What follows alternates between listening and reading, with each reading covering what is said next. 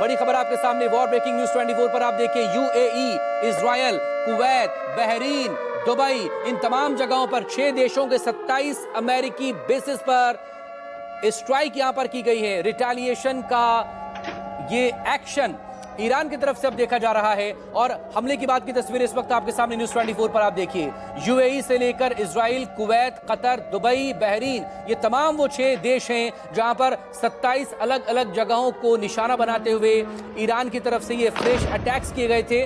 आज ईरानी मीडिया ने जब supreme leader Ayatollah Ali Khamenei की मौत की पुष्टि की थी, उसके करीब 2 से लेकर 3 घंटे बाद, यानी कि भारतीय समय के मुताबिक हम बात करें करीब 10 से लेकर 11 बजे के आसपास ये अटैक वहां पर किए गए थे। ईरानी मीडिया ने जो दावा किया था। हालांकि ये जो तस्वीरें इस वक्त आप देख पा रहे हैं, ये बहरीन पर हुए अटैक की तस्वीरें हैं, ये बीती रात की तस्वीरें हैं, ये भी ईरान के मिसाइल अटैक की तस्वीरें हैं। ये 3 तस्वीरें अब आपके सामने। पहली तस्वीर में बहरीन पर हुए अटैक को आप देख सकते हैं। जो बीच की तस्वीरें हैं वो ईरान के मिसाइल अटैक की तस्वीरें हैं, जो उसने दुबई को टारगेट करते हुए यहां पर किया है। दुबई को टारगेट करते हुए न सिर्फ यहां पर मिसाइल अटैक किए हैं ईरान ने, बल्कि ड्रोन्स भी, अपना ड्रोन 136 शाहिद ड्रोन जो है बड़ा खतरनाक ये माना जाता है कि एडवांस्ड टेक्नोलॉजी वाला ड्रोन है, ईरान का खुद डेवलप किया हुआ, उसके जरिए भी उसने हमले किए हैं। और कतर में अमेरिकी एयरबेस अल हदूद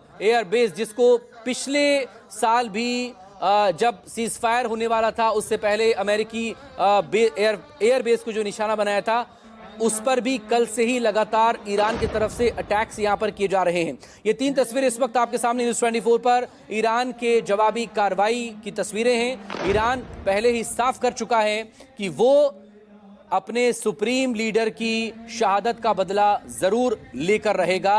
और आईआरजीसी की तरफ से जो दावा किया गया था, अब तक का सबसे बड़ा हमला देखेगा ईरान की तरफ से इजराइल और अमेरिका। और न सिर्फ वो बल्कि मिडिल ईस्ट भी, क्योंकि कल जब इजराइल और अमेरिका ने स्ट्राइक की थी ईरान को टारगेट करते हुए, उसके बाद से लगातार हम देख रहे हैं मिडिल ईस्ट में बहरीन से लेकर कतर, कुवैत, जॉर्डन, इन तमाम जगहों पर अटैक्स यहां पर किए गए ईरान की तरफ से, उसे टारगेट करते हुए।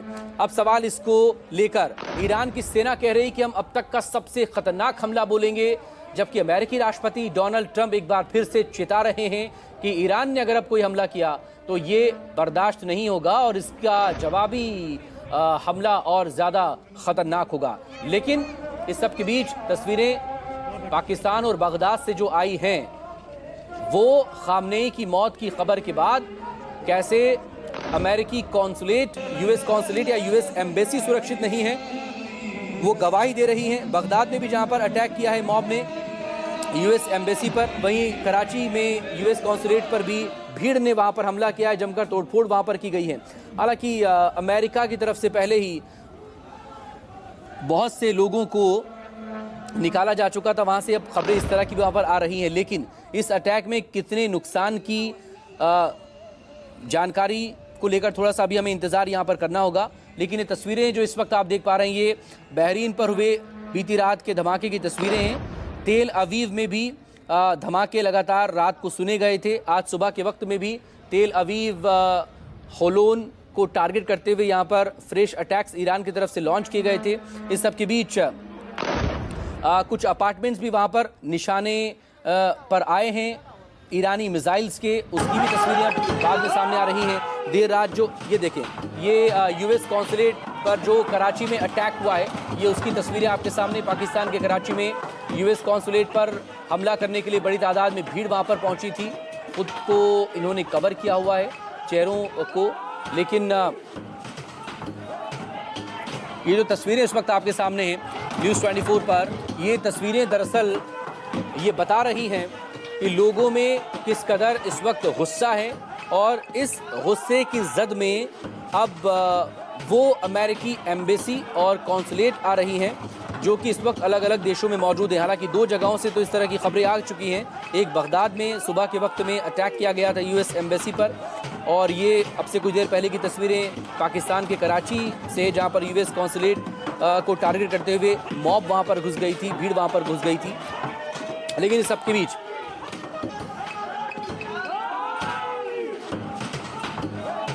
बाकी और जगहों पर जो यूएस कॉन्सुलेट या एम्बेसी हैं उसे पूरी तरह से प्रोटेक्शन दिए जाने की कोशिश हो रही है। एक्स्ट्रा फोर्सेस वहाँ पर लगाई गई हैं ताकि किसी भी तरीके से भीड़ वहाँ पर ना पहुँच पाए।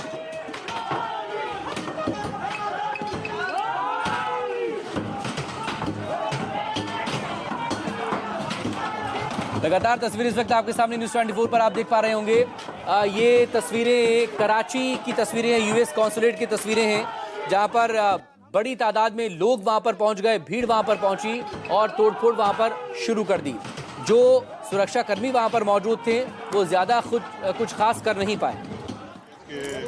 पूरी दुनिया में आलम इस्लाम के लिए मुस्लिमीन के लीडर थे और इनका ताल्लुक सिर्फ एक पॉलिटिकल लिहाज से नहीं था, बल्कि हमारे सियासी लीडर के साथ साथ दीनी लीडर भी थे। और ये हमला एक शख्स पर हमला नहीं है बल्कि पूरे आलम इस्लाम पर हमला है।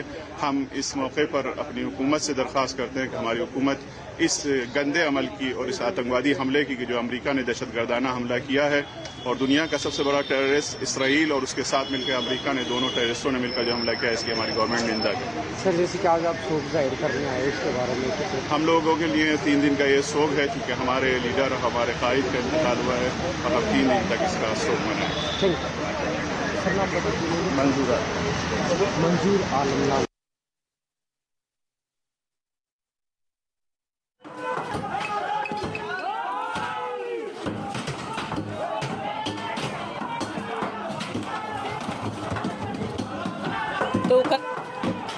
तोड़फोड़ की आपने तस्वीरें देख रहे हैं, प्रदर्शनकारियों पर किस तरह से गोलीबारी यहां पर की जा रही है। इस वक्त ये तस्वीरें आप देख सकते हैं पाकिस्तान के कराची से यूएस एम्बेसी में। आप देख सकते हैं किस तरह से तोड़फोड़ यहां पर करते हुए वहां के लोग आपको नजर आ रहे हैं।